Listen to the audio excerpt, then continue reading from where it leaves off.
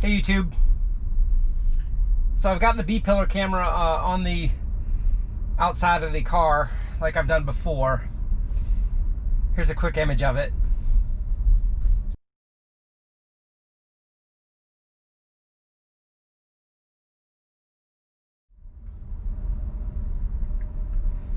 What I intend on doing today is trying to show a little bit more about visibility and maybe a little less about how the car handles it. So I don't have a destination set at the moment. I've got an occluded intersection here with a stop line, and I'll try to show a little bit more about what the car can see. Now, because I don't have a destination in right now, it's not showing the full view, so I will put a destination in here.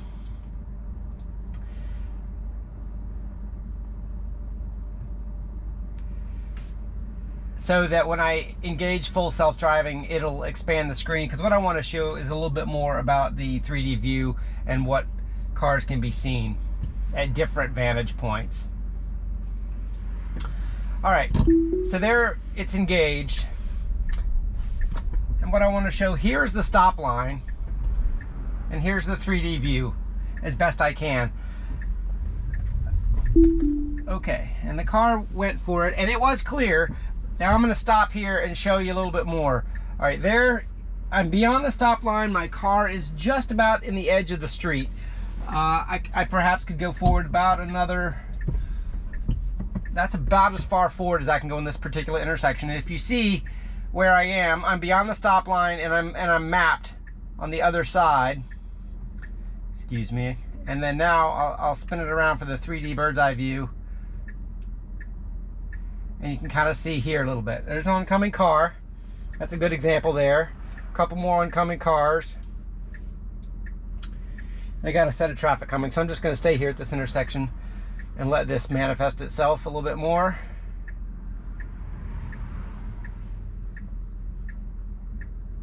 And then one more time, and then I'll let the car proceed.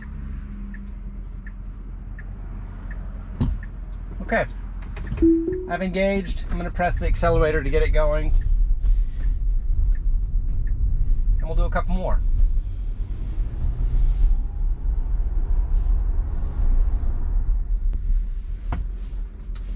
Okay, here we are at our second intersection. I'm not going to have a destination in here, so the view won't be as wide, but it at least lets me stop and show the view as the cars are oncoming without having autopilot engaged and trying to proceed. All right, so we got a stop sign here with a label divided highway. You can see the mapped crosswalk and the stop line. So I'm going to creep up here manually, and right there is the stop line, which is where the car would stop on its own. And you can see a little bit to the left. There is no oncoming traffic. There's a couple cars coming here in a second. And you'll start to see them come into view. Pretty late, actually. So if that's a real representation of when it sees them, it is a little bit late. But you can see it doesn't draw much past there. So I'm going to scoot up a little bit more and hold this here. All right, now I'm a little bit beyond the stop line, but I'm not in the street. I'm in a safe location. And if you see here, that's pretty well mapped. I'm in the crosswalk, but I'm not left. I'm going to scoot up a little bit further. And that's a pretty good representation of the angle of the intersection and the oncoming traffic.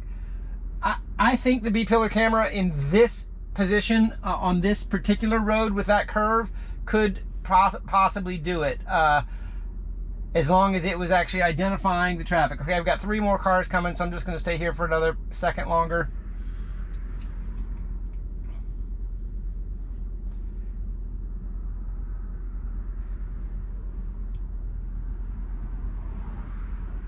Okay, I think that was a pretty good example.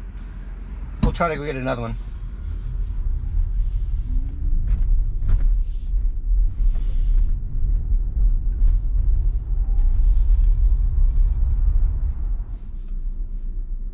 Okay, here's our third intersection. Those of you that watched a few of my videos, you're probably starting to recognize these intersections. It's a divided highway. I do have a median here on the left side. and a leafless crepe myrtle tree that is kind of right in the way at the stop line. So once again, I'm doing this manually. I'm going to go up to the stop line as the car would stop on its own, and that is the stop line position. And I'll try to show you here on the bird's eye view again a little bit. Okay, I'm at the stop sign.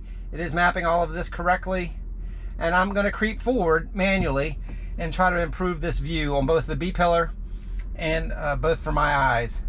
And this is a pretty accurate representation. It looks like I'm just now crossing the crosswalk, and I am. All right, I'm going to keep creeping out to try to not get in the road, and that's about as far as I should go before I get in the road. I've got a truck right behind me, so I can't really stay here as long as the last one, but I'll wait for this traffic to clear, and I'll hold it for you. Okay, there we go.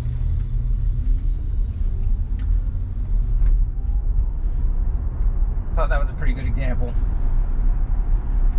Let's go find some stop signs.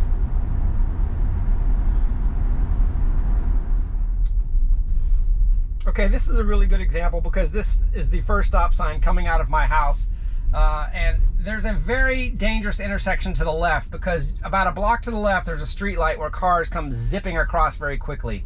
So if I'm taking a left or even going straight through this stop sign, looking left here is a very dangerous intersection because cars come very, very quickly.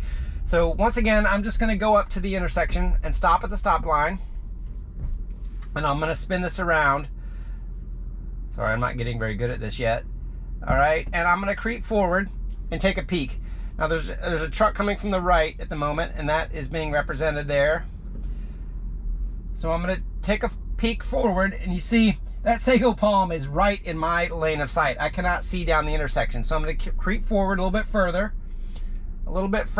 Now I can see down the intersection to the left, and then I'm going to proceed through the stop sign, and right about there you can see with the B-pillar camera what it looks like.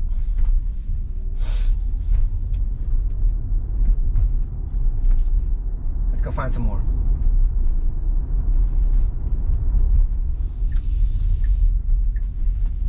Okay, here's another intersection heading out on to the highway. It's a divided highway, the same one as before, just from a different perspective. I haven't shown this one quite as many times. All right, I'm gonna go up to the stop line, and I'll show you how when there are no obstructions, I think the B-pillar camera is adequate. All right, so right here, I'm at the stop line, and I'm gonna creep forward just a little bit more. But you can see, I can see pretty far down because there's no bushes, no shrubs until you get about 100 yards down. All right, and right there you can see it's nice and clear, both visually and probably with the B-pillar. And I'll take a right turn.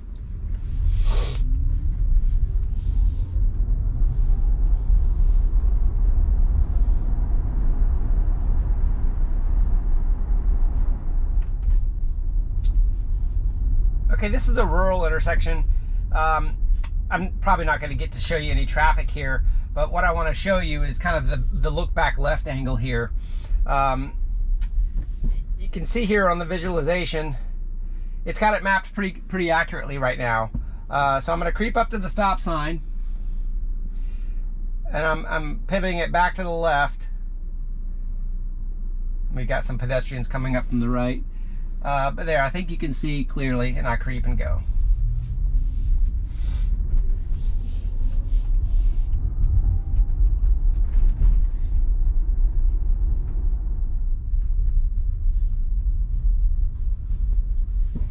Here's a good example of a very low density intersection where traffic is usually not a problem, but I think this makes the case for how a full level 5 autonomy system is going to have to handle situations and accept some risk or completely reroute on the problem.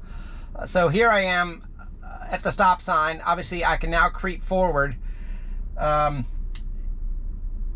according to the map, and I'm right at the edge. So if there was a car coming from the left, you'd have to kind of be looking through the trees and come out and just kind of take the risk and turn, and hopefully nobody be coming, or they saw your car entering into the road.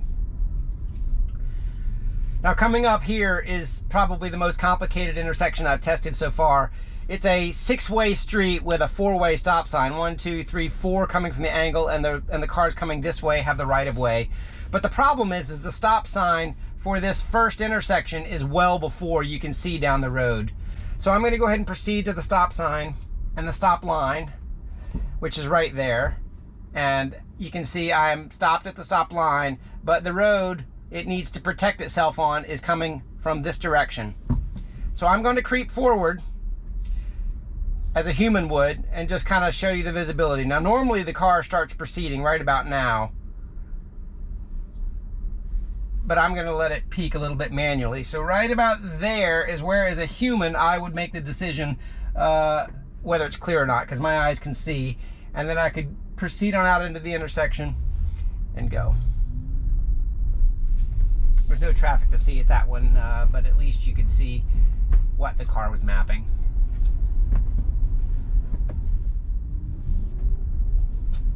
Okay, we're coming up at the same intersection, but from the opposite direction now. So we're going to look back to the left this direction and see how it maps it out. It's a little bit less occluded from this side. The stop line matches up a little bit more closely with the perspective you need to make a safe decision. But you can see how it's mapping this median, and it has had trouble deciding whether or not it could cross that median or not. Now there's an oncoming car. You can see, I can see perfectly clear from this perspective to decide.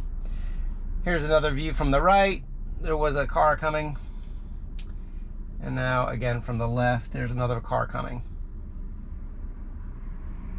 Okay, and then I will proceed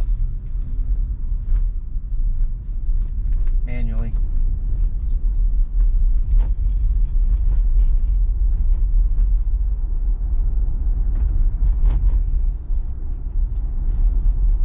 All right, well, I think that kind of made my point. I'm going to go back and try to put this video together, and hopefully the time coding will match up. I just want to give a few shout outs to some of the folks that have been making comments on the videos. They really help me. A special shout out to @CodingMark. Mark, you've really been supportive, and I appreciate you both making thoughtful comments on Twitter and on YouTube. They help a whole lot. If you like the videos, let me know in the comments if you got any ideas for different angles or perspectives that you think would help formulate your own opinions on the progress of FSDBeta. This is FSDBeta 8. Leave it in the comments and I'll try to do my best.